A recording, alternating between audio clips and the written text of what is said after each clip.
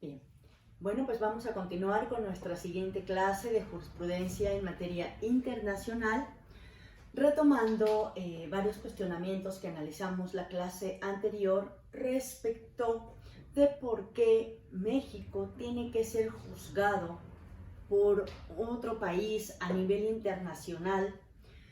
Recordemos la importancia de la celebración de los convenios, en la cual, derivado de la cláusula pacta sunt servanda, de la cual también ya habíamos comentado, México cede su soberanía ante una corte supranacional, como es precisamente el sistema interamericano, que ya sabemos se encuentra contemplado por la Organización de Estados Americanos, y que al suscribir un convenio, esto es, se adquieren derechos y obligaciones.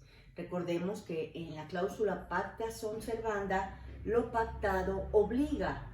Luego entonces, México tiene la obligación de sujetarse a la contención de la Corte Interamericana.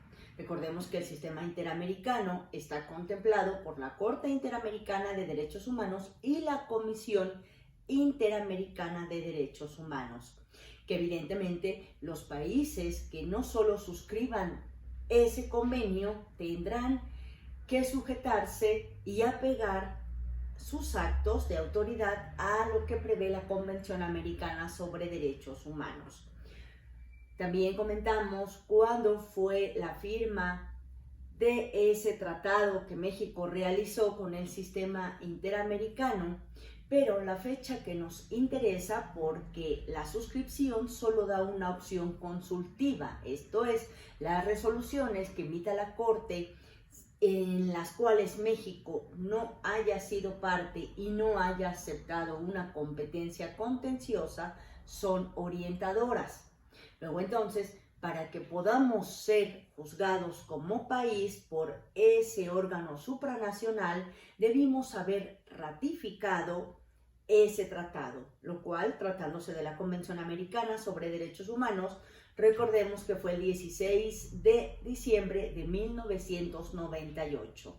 En consecuencia, a partir de esa fecha hacia adelante, México se obliga a respetar y a garantizar todos y cada uno de los derechos humanos que se encuentran contemplados en la Convención Americana sobre Derechos Humanos. Sé que van a repasar cabalmente cada uno de esos derechos, pues es importante que salgamos de la legalidad, de la presunción de inocencia, del debido proceso, cuando la Convención Americana tiene un catálogo, una interpretación más extensiva respecto a esos derechos humanos. En este sentido, la Convención Americana sobre Derechos Humanos es el instrumento fundamental, pero no es el único. Forman parte también de la Organización de los Estados Americanos, la Carta de los Estados Americanos, la Declaración Universal de los Derechos y la Declaración de los Derechos del Hombre. Sin embargo, ¿por qué cuando realizamos un argumento, siempre además de la Convención invocamos es que la Declaración de los Derechos universales, es que la Declaración de los Derechos del Hombre? Esos instrumentos solamente nos sirven como orientadores porque no participamos en su suscripción. Más aún porque la Declaración Universal de Derechos Humanos es la inspiración que da lugar a esa evolución de los derechos humanos que platicamos también la clase pasada, para efecto de instrumentalizar a nivel constitucional, y que será la materia del análisis de las sentencias que vamos a ver más adelante, el reconocimiento de esos derechos humanos en nuestra Constitución.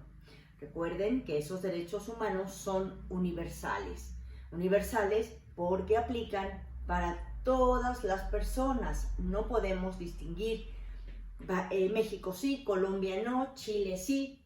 No, es de manera universal. Y tienen que ser progresivos, ya que el Estado en ese convenio, en la celebración del tratado relativo a la Convención Americana sobre Derechos Humanos, se comprometió a esa obligación, a crear los mecanismos necesarios de defensa y ajustar las leyes nacionales o domésticas para el efecto de que esos derechos crezcan, que no se restrinjan, que no se acoten, que entre más interpretación extensiva pueda realizarse de esos derechos, será entonces esa interpretación más favorable para las personas. Bien, al respecto tengo una tesis que quiero compartirles de la Declaración Universal de los Derechos Humanos. Es el registro 2.653.3, que refiere Declaración Universal de los Derechos Humanos. Sus disposiciones invocadas aisladamente no pueden servir de parámetro para determinar la validez de las normas del orden jurídico mexicano, al no constituir un tratado internacional celebrado por el Ejecutivo Federal y aprobado por el Senado de la República. Requisitos indispensables para que formemos parte de esa contención, de ese sometimiento a la jurisdicción internacional. Y refiere el contenido. La primera sala de la Suprema Corte de Justicia de la Nación sostuvo que de la interpretación sistemática del artículo 133 de la Constitución Política de los Estados Unidos Mexicanos en relación con el numeral 4 de la Ley sobre la celebración de tratados, se advierte que son de observancia obligatoria para todas las autoridades del país los derechos humanos reconocidos tanto en la Constitución como en los tratados internacionales suscritos y ratificados por nuestro país, al ser normas de la unidad del Estado federal. De ahí que, no obstante, la importancia histórica y política de la Declaración Universal de los Derechos Humanos, aprobada y proclamada por la Asamblea General de la Organización de las Naciones Unidas en su resolución 217A3 romano de 10 de diciembre de 1948, y de que sus principios han sido fuente de inspiración e incorporados a derechos humanos, se concluye que sus disposiciones invocadas aisladamente no pueden servir de parámetro para determinar la validez de las normas del orden jurídico mexicano, al no constituir un tratado internacional celebrado por el Ejecutivo Federal y aprobado por el Senado de la República en términos de los artículos 89, fracción décima, y 76, fracción primera de la Constitución Federal. Lo anterior sin perjuicio de que una norma internacional de derechos humanos vinculante para el Estado mexicano pueda ser interpretada a la luz de los principios de la Declaración Universal de los Derechos Humanos, esto es, los principios consagrados en esta pueden ser invocados por los tribunales para interpretar los derechos humanos reconocidos en los tratados internacionales incorporados a nuestro sistema jurídico. Luego, entonces, para este efecto sí pueden ser invocados para interpretar, pero no son vinculantes. Tampoco debemos olvidar que el sistema interamericano no complementa nuestro sistema de justicia doméstico. Recuerden que coadyuva o complementa ese sistema. ¿Por qué? Recordemos en los requisitos de procedencia que analizamos la clase pasada, que debemos agotar los recursos domésticos para poder acudir ante la comisión que es el primer órgano quien va a recibir nuestra queja o denuncia, ya que tenemos esa facultad de acudir ante la comisión a realizar esa queja o esa denuncia respecto de violaciones de los derechos humanos. Les comenté que demandamos al país, no a una persona, no a una autoridad. Luego entonces debemos agotar los recursos domésticos. Solo así podremos entonces instar a ese órgano supranacional. Escuché en alguna ocasión a algún profesor que refirió que se puede acudir ante la Corte Internacional desde que se presenta la demanda, y eso no es cierto. Ya analizamos artículo por artículo de la Convención Americana y verificamos que esa intervención, esa competencia contenciosa solo la podemos instar una vez que agotamos nuestros recursos domésticos.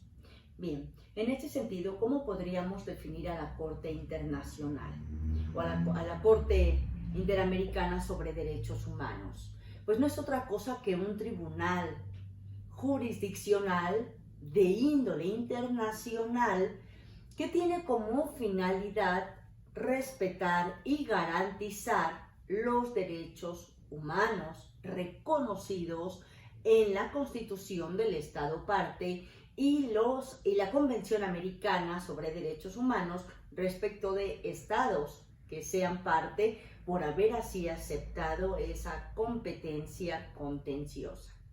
Bien, en este sentido, bueno, creo que hemos hecho un pequeño recordatorio de la Corte en su denominación, y evidentemente ya también hablamos respecto a los procedimientos de cómo se acude ante la comisión y posteriormente en qué momento la Corte toma conocimiento de un asunto.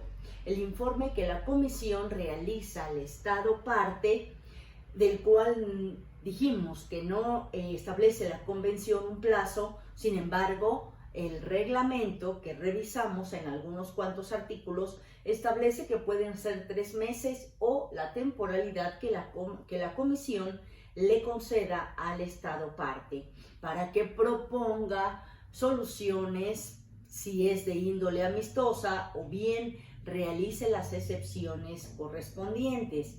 Si el Estado parte no lo hace una vez en el plazo perentorio señalado por la comisión, recuerden que la función de la comisión es consultiva, no es contenciosa. Entonces, si no hace caso a este respecto, requerirá nuevamente al Estado para que le informe si lleva algún avance, si tiene alguna sugerencia, qué es lo que pretende el Estado demandado. En este sentido, si el Estado no hace ninguna manifestación, no pone excepciones, no rinde informe, tiene una actitud consumaz, la comisión determina si hay violación de derechos humanos y emite el informe, el famoso informe 50, porque está contenido en el artículo 50 de la Convención Americana sobre Derechos Humanos, como lo revisamos la clase anterior. La comisión determinará si publica o no ese informe, el cual será decidido por la mayoría de sus miembros, y si es publicado, se establece que el Estado, por ejemplo, México, incurrió en estas violaciones de derechos humanos y ello automáticamente abre la puerta para que la Corte Interamericana inicie el conocimiento del asunto en su fase contenciosa. Además, debemos recordar que la Corte Interamericana se integra por 7 jueces de la más alta calidad moral, con amplios conocimientos en materia de derechos humanos y que deben reunir los mismos requisitos para ser juez cada uno en su país. En la Corte no pueden haber 2 jueces de la misma nacionalidad y por lo general tampoco conoce del país demandado el juez de la nacionalidad de que se trate, precisamente privilegiando el principio de imparcialidad. Bien, en breve continuamos.